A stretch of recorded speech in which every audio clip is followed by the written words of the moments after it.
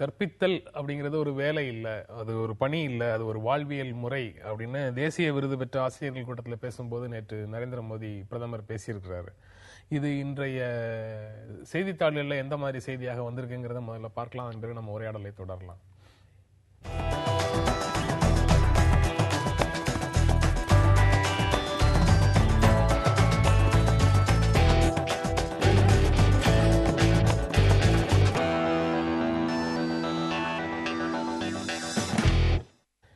எல்லா செய்தித்தாளிலுமே கிட்டத்தட்ட அவருடைய பேச்சில் இந்த ஒரு விஷயத்தை எடுத்து தான் தலைப்பாக கொடுத்திருக்கிற மாதிரி தெரியுது. இது ஆசிரியர் தினத்தை ஒட்டி இந்த அரசு ஏற்படுத்திய ஆரம்ப கட்ட சர்ச்சைகள் எல்லாம் தாண்டி இப்போ அவர் இந்த மாதிரி ஒரு கருத்தை பிரதமர் பேசியிருக்கிறாரு. அது ஆசிரியர் நாளா, குரு உற்சவா அப்படிங்கறதெல்லாம் பத்தி இந்த நிகழ்ச்சியிலேயே ஏற்கனவே பேசியிருக்கிறோம். அதனால அதை விட்டுடலாம். அதனால ஆசிரியரை பத்தி, கற்பித்தல் பத்தி, நாம கற்றுக்கொள்ளக்கூடிய விஷயங்களை பற்றி நமக்கு பல்வேறு பார்வைகள் இருக்கும். அந்த பார்வைகளை பற்றி விரிவாக இப்போ இந்த நிகழ்ச்சியில பேசலாம் அப்படின்னு ஒரு எண்ணம் வருது. பள்ளிக்கூடத்துல, கல்லூரிகள்ல இருக்கக்கூடிய வகுப்பறைகளோட நாம கற்றுக்கொள்வது நின்று விடுகிறதா அப்படிங்கிற கேள்வி அடிப்படையில முதல்ல வருது. அதை நீங்க எப்படி பாக்குறீங்க? அதாவது படிப்புங்கிறது என்னை பொறுத்த வரைக்கும் நான் பார்க்கறது முதல்ல வீட்டில் தான் துவங்குதுன்னு தோணுது. அதிகபட்சமாக ஒரு மனிதன் வீட்டில் இருக்கக்கூடிய குழந்தை பருவத்தில் பெற்றோர்கள் தான் முதல் ஆசிரியர்கள். பெற்றோர்களை பொறுத்த வரைக்கும் தான் முதல் கற்பித்தல் துவங்குறதா பார்க்குறேன். அடுத்த நிலைப்பாடு தான் ஆசிரியர்கள்ங்கிறது. ஆனால் ஆசிரியர்கள் மட்டும்தான் பெற்றோர்கள் அவனை அதில் நிறைய ஒரு சுயம் இருக்கும். அவன் நல்லா வரணும், அவன் நல்லா சாப்பிடணும், நல்லா வளரணும், நல்லா படிக்கணும், ஒரு அதிகபட்சமாக ஒரு சுயநல போக்கோடு கொண்டு போகக்கூடிய வாய்ப்புகள் அதிகம். ஆனால் அவனுக்கு சமூகத்தை காட்டக்கூடிய ஒரு முதல் பொறுப்பு ஆசிரியனுக்கு தான் இருக்குது. ஆசிரியன் தான் அவனுடைய கல்வியோடு சேர்ந்து வெளியில் உள்ள உலகத்தை காட்டணும், வெளியில் உள்ள விஷயங்களை தெரிந்து கொள்ளணும். ஒரு பாடத்தை நடத்தும் பொழுதே, விதிகளை நடத்தும் பொழுதே, ஒரு எல்லா அது கணக்காக இருக்கட்டும், இல்லை ஏற்பியலாளர்கள் எந்த விஷயங்கள் பண்ணும் பொழுதும் வாழ்க்கையோடு பொருத்தி பார்க்கக்கூடிய விஷயத்தை கற்றுக் கொடுக்கக்கூடிய ஒரு விஷயம் ஆசிரியனுக்கு தான் இருக்குது. அதனால தான் வரலாற்று ரீதியாக நம்ம ரொம்ப முன்னாடி உள்ள காலத்திலிருந்து எடுத்து பார்த்தா பல மாற்றங்களை விதைத்தவர்கள் ஆசிரியர்களாக தான் இருந்திருக்காங்க. இன்னைக்கு இன்னும் சொல்ல போனால் ஆசிரியர்களுக்கு ஒரு பெரிய ஒரு மதிப்பீடு எப்பொழுதுமே இருந்த மாதிரியும் தெரியல. நிறைய இடங்கள்ல இப்போ வரலாற்று ரீதியாக பார்க்கும்போது பெரிய பணக்காரர்கள் மட்டும் படிப்பதற்காகத்தான் ஆசிரியர்களே உருவாக்கப்பட்டிருக்காங்க. அதுக்கப்புறம் ஒரு மத குருமார்களாகவும், இல்லைன்னா ஒரு அந்த மாதிரி விஷயங்களுக்காக மதங்களை போற்றுவிப்பதற்கும், இல்லைன்னா நீதிகளை சொல்ல அந்த மாதிரி ஒரு காலகட்டத்தில் தான் ரொம்ப நெடுங்காலமாக ஆசிரியர்கள் இருந்திருக்காங்க. ஆனால் 600களுக்கு அப்புறம் 700களுக்கு அப்புறம் நிறைய மாற்றங்கள் வந்தப்ப ஆசிரியர்கள் ஒரு முக்கியமான ஒரு வித்தாக பின்னாடி வந்திருக்காங்க. ஆனால் இவர்கள் எப்படி அதை மாற்றியிருக்காங்கன்னு பார்க்கும் பொழுது பார்த்தா வெறும் பாடம் நடத்துபவர்களாக, இல்லைன்னா ஒரு பர்டிகுலர் கலையை கற்றுக் கொடுப்பவர்களாக, இல்லை ஒரு அறிவியலை கற்றுக் கொடுப்பவர்களாக மட்டும் இல்லாமல் வெளியே ஜன்னலுக்கு வெளியே என்ன இருக்குன்னு சொல்ல ஆரம்பிச்சதுக்கு அப்புறம் தான் மாற்றங்கள் பெருவாரியாக நிகழ்ந்திருக்கு. அந்த வகையில் பார்க்கும் பொழுது கற்பித்தல் ஒரு பக்கம் எடுத்துக்கிட்டா கூட கற்றுக்கொள்ளக்கூடிய விஷயங்கள் பாடங்களுக்கு வெளியே தான் நிறைய இருக்குது. அந்த வகையில் ஒரு பெற்றோர்ல இருந்து ஆரம்பிக்கிற ஒரு விஷயம் ஆசிரியர் மூலமாக, நண்பன் மூலமாக, சமூகத்தின் தலைவர்கள் மூலமாக, இந்த நாட்டினுடைய தலைவர்கள் மூலமாக எத்தனையோ விஷயங்களை நம்ம கற்றுக்கொள்ள முடியும். அதற்கான ஜன்னலை திறந்து விடக்கூடிய நபர்களாக ஆசிரியர்கள் தான் இருப்பதற்கு முடியும்னு தோணுது. ஆசிரியர்கள் புதிதாக எதையும் கற்றுக் கொடுக்கல, உங்ககிட்ட இருக்கக்கூடிய விஷயங்களை, உலகத்தை எப்படி பார்க்கணுங்கிற பார்வையை நீங்களே கற்றுக்கொள்வதற்கு அவங்க உதவி செய்யறாங்க அப்படிங்கிற மாதிரியான உணர்வு வருது மருத்துவர் சிவராமன் சொல்லும் போது. நீங்க எப்படி பாக்குறீங்க அதை? இல்ல, ஐயா சரியா சொன்னது போல இயல்பாகவே கற்பித்தல் அல்லது கற்றல் என்பது வீட்டிலிருந்து தான் ஆரம்பமாகுது. ஆனாலும் குறிப்பாக இந்த முதல் தலைமுறை படிக்கிறவங்க, பள்ளிக்கு போறவங்க, கல்லூரிக்கு போறவங்களுக்கு வெளி உலகத்தை அதிகமாக அறிந்து கொள்கிற வாய்ப்பு என்பது கல்வி நிறுவனத்தில் தான் கிடைக்கிது. இங்கே ஒரு வகையான கல்வி என்றால் அங்கே இன்னும் கொஞ்சம் விரிந்த பரந்த கல்வி கிடைப்பதற்கான வாய்ப்பு பள்ளி கல்லூரியில் தான் கிடைக்குது. அப்படி என்றால் பிரதமருடைய அந்த கருத்து சரிதான். ஆசிரியர்கள், இன்றைய தினம் ஆசிரியர் தினம், அவங்களுக்கு நம்முடைய அன்பான வாழ்த்துதலை தெரிவித்துக் கொள்வோம். ஆனால் அதே நேரத்தில் பிரதமர் சொல்லியிருக்கக்கூடிய அந்த கருத்தை அவங்க மனதிலே ஏந்த வேண்டும். கற்பித்தல் என்பதை வெறும் தொழிலாக மட்டும் பார்க்காமல் ஆசிரியர்கள் தங்களுடைய வாழ்க்கை முறையாகவே, வாழ்க்கை நெறியாகவே கொள்ள வேண்டும்.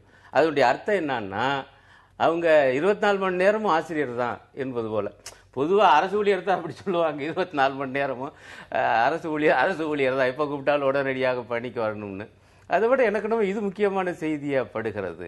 வாழ்நாள் முழுக்க ஆசிரியர் தான், அவங்க வந்து கற்றுக் கொடுத்து கொண்டு தான் இருக்கணும் அப்படின்னு. இன்னும் கூட சொல்லப்போனால் அது பள்ளிக்கோ அல்லது கல்லூரி வகுப்புலோ வரக்கூடிய மாணவர்களுக்கு மட்டுமல்ல, சுற்றி இருக்கக்கூடிய சகலருக்கும் கூட சொல்லித் தருகிறவராக அவர் இருக்கணும். ஆதி காலத்தில் அப்படித்தான் அந்த வாத்தியார் என்கிற சொல்லு வந்து ரொம்ப முக்கியமானது. கிராமப்புறங்களில் பார்த்தீங்கன்னா வாத்தியாருக்கு அவ்வளவு மதிப்பு இருக்கும். ஏன்னா எல்லா விஷயங்களும் அவர் வழிகாட்டுவார் அந்த மக்களுக்கு, கல்வி கற்றவர் என்கிற முறையில்.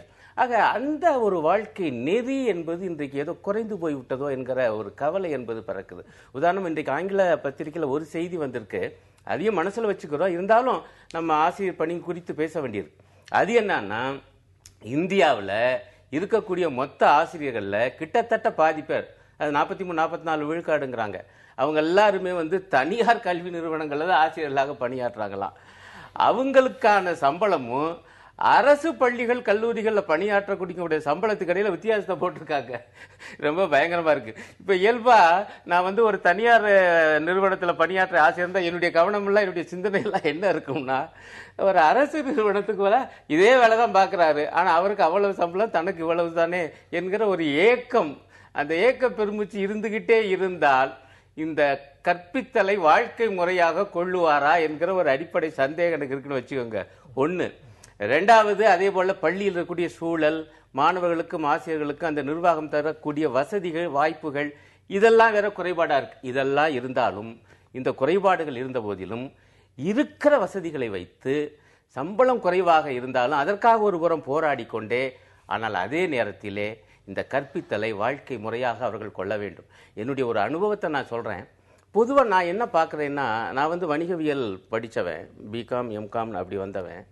எனக்கு வந்து அவங்க சொல்லி தரும் பொழுது ஸ்டாக் எக்ஸ்சேஞ்ச், அந்த பங்கு சந்தை என்பதை பற்றி சொல்லி தருவாங்க. நானும் ரொம்ப சிரமப்பட்டு அது என்ன ஏதுன்னு வார்த்தைகள், அது நிறைய நுட்ப வார்த்தைகள் இருக்கும், அதெல்லாம் வேற விளக்கம்லாம்.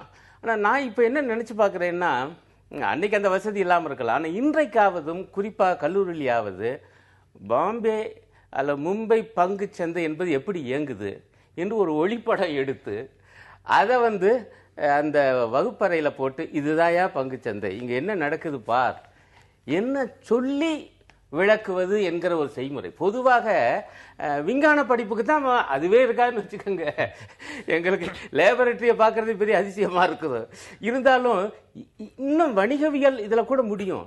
அதே போல் நீங்கள் பாருங்கள், எனக்கு பல்லவர் காலம் பற்றி சொல்லித்தந்தேன், பூமி வகுப்பில் வரலாறு படித்தேன், பல்லவர் காலம் பற்றி சொல்லி தருவாங்க.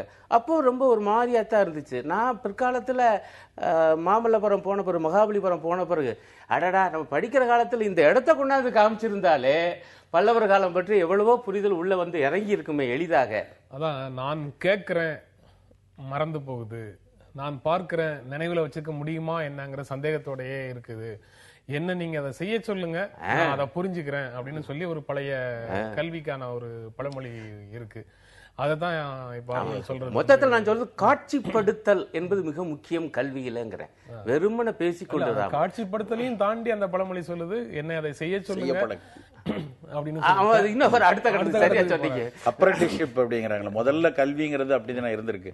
ஆரம்பத்துல வந்து எல்லா தொழில்களுக்கான இதை வந்து முதல்ல அப்ரண்டிஸ்ஷிப்பாக தான் போய் அதுக்கப்புறம் தான் அது வந்து கல்வி கூடங்களாக பின்னாடி மாறுது. இன்னொரு பார்வை நம்ம ரொம்ப முக்கியமாக பார்க்க வேண்டிய விஷயம் என்ன தோணுதுன்னா, ஒரு பக்கம் அரசு பள்ளி அது மாதிரி விஷயங்கள், இன்னொரு பக்கம் தனியார் பள்ளி இது மாதிரி விஷயங்கள்.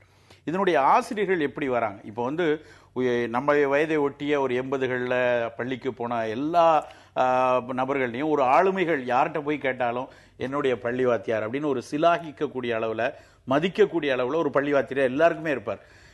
ஒரு பள்ளி ஆசிரியராக ஒரு மிகப்பெரிய செல்வந்தராக இல்லாமல் ஒரு மிகப்பெரிய ஆளுமையாக அவர் வந்து ஒரு இருந்திருக்கக்கூடிய பல்வேறு இன்னைக்கு இருக்க ஆளுமைகளுக்கு ஒரு நபர்களாக இருக்காங்க. எனக்கு வந்து அவர் ஆசிரியராக இருந்தார், எனக்கு இவ்வளவு பெரிய ஆள் ஆசிரியராக இருந்தார் அப்படிம்பாங்க. ஆனால் இன்றைக்கு இப்போ இருக்கிற மாணவர்களுக்கு அப்படி சிலாகிக்கக்கூடிய அளவில், மிக ஒரு மதிக்கக்கூடிய அளவில் ஆசிரியர்களை காட்ட முடியாமல் போயிட்டு இருக்கு 95க்கு அப்புறம். அதை பார்க்கும்போது என்ன தோணுதுன்னா, ஒன்று, ஆசிரியர் பயிற்சிக்கு வரும்பொழுது இவ்வளோ பணம் கொடுத்து நான் வந்து ஆசிரியராகிற ஒரு நபரால் எப்படி வந்து ஒரு கற்பித்தலை வந்து நேர்மையாக பார்க்க முடியும், அது ஒன்று. இன்னொன்று, ஒரு தனியார் பள்ளிகள்னு எடுத்துக்கிட்டோன்னா ஒரு ஆசிரியர்கள் பள்ளிக்கூடம் தனியார் பள்ளிகள் நடத்துறது ஒரு பக்கம் இருக்கு, பல பேர் ஒரு சாராய வியாபாரி இல்லைன்னா ஒரு பெரிய பணம் இருக்குது அப்படிங்கிறதுக்காக பெரிய பள்ளிகளை ஆரம்பிக்கிற ஒரு நபரால் எப்படி அவர் ஒரு அடையாளங்களாக ஆசிரியர்களை உருவாக்க முடியும், அடையாளங்களாக மாணவர்களை உருவாக்க முடியுங்கிற கேள்வியும் இதுல வருது. ஒவ்வொரு மாணவனுக்கும் ஒவ்வொரு குழந்தைக்கும் அன்பும் ஆதரவும் அக்கறையும் காட்டக்கூடிய பெரியவங்க இருப்பாங்க. அது குடும்பத்துல இருக்கிற அப்பா அம்மாவாக தாத்தா பாட்டியாக இல்லாம அக்கம் பக்கத்துல இருக்கக்கூடியவங்க, குடும்பத்துல அப்பா அம்மாவுடைய நண்பர்கள் அப்படிங்கிறவங்க இருக்கலாம் அதுல. ஆனா பெரும்பாலான நபர்களுக்கு அருணன் முதல்ல சுட்டி காட்டின மாதிரி முதல் தலைமுறையில கல்வி கற்க வந்தவங்களுக்கு ஆசிரியர்களே அந்த ரோலை சிறப்பாக செய்யறாங்க அப்படின்னு சொல்லி ஒரு புரிதல் இருக்கு. அது கடந்த காலமாக மாறிடுச்சு. இப்ப சொல்றீங்களோங்கிற எண்ணம் வருது. நீங்க சொல்லுங்க. இல்ல, நிறைய நபர்களுக்கு இப்ப என் வயதை ஒட்டி நிறைய பேர் கேட்டா ஒவ்வொருத்தருக்குள்ளேயும் ஒரு தன் மாற்றத்தை விதைச்சவங்க. ஒரு தமிழ் ஆசிரியரும் ஒரு ஆங்கில ஆசிரியரும் நிச்சயமாக அவர்களை செப்பனிட்ட ஒரு நபரா இருப்பார். அறிவியல் ஆசிரியர்களை தாண்டி அவர்கள் அவர்களை ஒரு பெரிய பொறியியலாளராகவோ ஒரு மருத்துவராகவோ ஆக்கியிருக்கலாம், அதுக்கான விதை கிடைச்சிருக்கலாம், அதுக்கான படிப்பு கிடைச்சிருக்கலாம். ஆனா ஒரு பண்பாளனாக, ஒரு சான்றோனாக, ஒரு நீதியாளனாக மாற்றுறதுக்குரிய பெரிய பங்கு இந்த வரலாறு நம்மளுடைய இலக்கிய ஆசிரியர்கள் தமிழ் ஆசிரியர்கள்ட்ட இருந்தது. ஆனா இன்றைக்கு இவர்கள் படிக்கும் பொழுதே இந்த மார்க்குங்கிற மிஷின் வந்ததுக்கு அப்புறம் முழுக்க நீ மதிப்பெண் வாங்கி ஆகணும், 199 குறைஞ்சிட்டேன்னா நீ வாழ்க்கையில ஒண்ணுமில்லாம ஆகிடுறேங்கிறது பள்ளியிலிருந்தே சொல்லக்கூடிய ஒரு பள்ளி திட்டமும் தேர்வு திட்டமும் வந்ததுக்கு அப்புறம் ஆசிரியர்கள் முழுமையாக ஒரு எந்திரங்களாக அவங்களும் மாறுறாங்க. இது ஆசிரியர்களை மட்டும் குறை சொல்ல வேண்டிய விஷயம் கிடையாது. ஏன்னா ஆசிரியர்களுக்கும் முழுக்க கொடுக்கக்கூடிய நெருக்கடி, எப்படியாவது நீ அவனை 100க்கு 100 வாங்கவே, 200க்கு 200 வாங்கவே, மற்றதெல்லாம் அப்புறம் பார்த்துக்கலாம் அப்படிங்கிற ஒரு அழுத்தத்தை நிர்வாகம் கொடுக்கிறது, இங்க அரசு கொடுக்கிறது, கல்வி தேர்வு பண்ணதுக்கான இடங்கள் கொடுக்கிறது. அப்ப அப்படி இருக்கும்போது ஆசிரியர்கள் முழுமையா எந்திரமாறாங்க.